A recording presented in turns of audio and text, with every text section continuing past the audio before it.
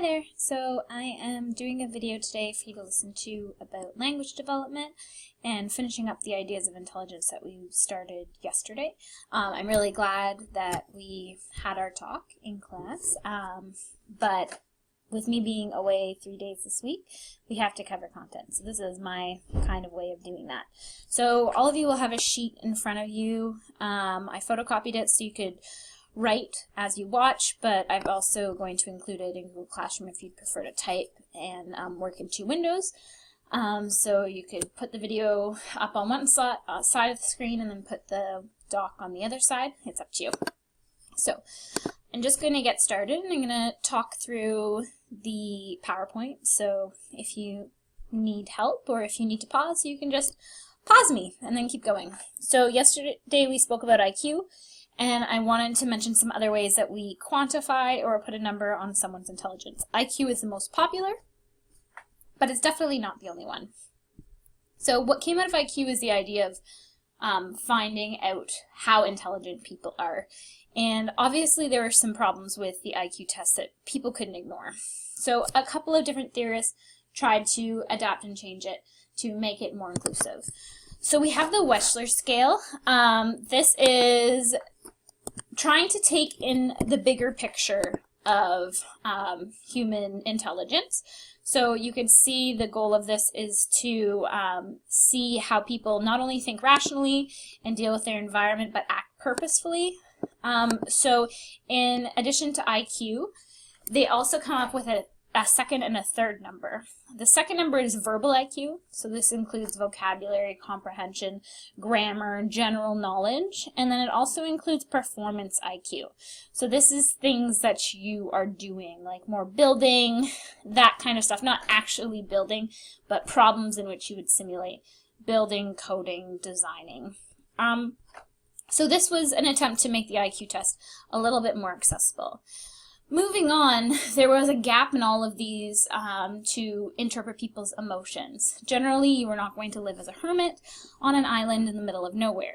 So emotional intelligence is key because you're going to be working with people for the rest of your life, whether that is a partner, your children, your boss, your coworkers, your family. It's just part of life. So emotional intelligence is important. People who score high on emotional intelligence tests find it easier to establish and maintain relationships. They find it easier to avoid conflict. They have a general leg up in comparison to people who don't. Even healthy living can spill over into emotional intelligence. So the emotional intelligence test is very different. Basically, in order to keep it culture neutral, it's just a picture. So for example, they would show a picture such as this, and there would be 4 options. So this face is expressing what? So you're looking at the face and you're thinking like embarrassment, fear, sadness, surprise. I think that this face kind of looks like embarrassed, like, ugh, like I messed up in a presentation and now it's really awkward. That's what I think. So I'm going to go to the next slide where it will tell me the answer. And I was wrong. There is a scientific reason as to why this is fear and not embarrassment. And if you do decide to play around on the internet and do an emotional IQ test, sometimes they'll even point out the facial features with little arrows and stuff. But I did it in text. So fear is what we feel when we're threatened, either physically or psychologically. It gives you an idea of what the emotion actually means. And this facial expression is often confused with surprise, which is kind of like embarrassment. I think that all of those were valid. Potentially sadness was the odd one out there. But when we're surprised, we open our mouths wider than when we're afraid. And our mouth isn't kind of pulled sideways like it is here. She's kind of like, ooh. You can't see my face, but I just made the sound. When we are surprised, our jaws tend to drop and our mouth kind of hangs open a little bit. And when we're surprised, they arch more, whereas when we're scared, they just kind of remain flat. So that's a scientific approach to EI. So let's try another one. This face is expressing flirtatiousness, interest, happiness, or politeness. and the right answer is happiness. So he's not like, there are certain parts about his eyes and his smile that indicate that he's just showing that he's happy, like he got tickets to playoff games or something like that. So I'm going to ask you to pause me and watch this video here in your slideshow. So pause me and watch this clip from The Big Bang Theory, because the idea of Sheldon, and now Sheldon is likely, I'm not sure if they've ever mentioned this on the show, but he's likely on the spectrum of having autism, probably some form of Asperger's. So he is not like just some normal guy. But one of the things that he really struggles with is identifying and interpreting other people's emotions. So take a peek at this video and see how challenging it is to do something as simple as make a friend. So pause me and then play me when you're done watching this video. All right, so you've watched the friendship algorithm. Hopefully it added a little bit of comedy to what I'm talking about, and we're moving on. So, multiple intelligences. This is the test that I had you do. So, if you haven't done the test, please do that in class today, because we're going to be reviewing multiple intelligences when I get back on Thursday. But multiple intelligence basically shows that there's 8 different areas of intelligences, and it rates you in all 8 of them. So, you can see which ones are your stronger ones and which ones are your not so strong ones. I've included a video of Gardner talking about multiple intelligence. This is the actual theorist that came up with this idea, and this is one of the most pervasive ideas in education right now. This idea of everyone has a skill. You just need to find out what that skill is and work to that skill. So this is more inclusive rather than saying some people are smart and some people aren't. So again, I'd like you to pause me and watch the Gardner video. All right.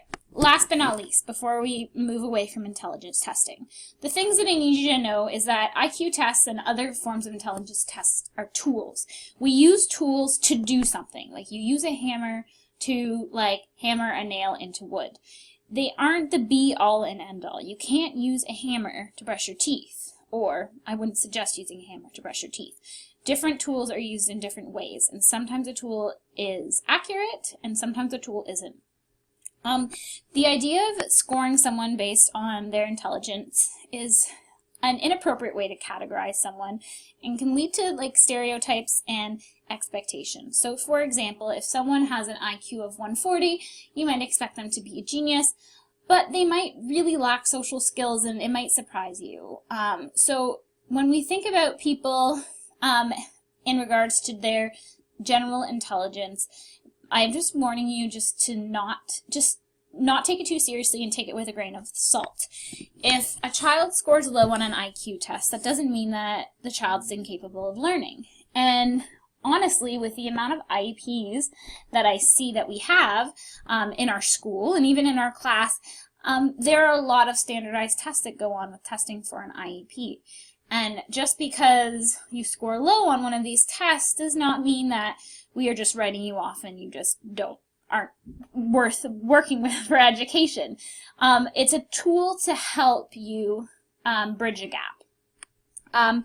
And conversely, just because a child is gifted doesn't mean they're going to be the next Bill Gates or Steve Jobs. They need to have a whole bunch of different other things like drive, insight, application, connections to turn that into success. So the moral of the story for intelligence testing that I want you to take away is that every child has one or more strengths, and if you're working with children, either your own or someone else's, you need to find those strengths.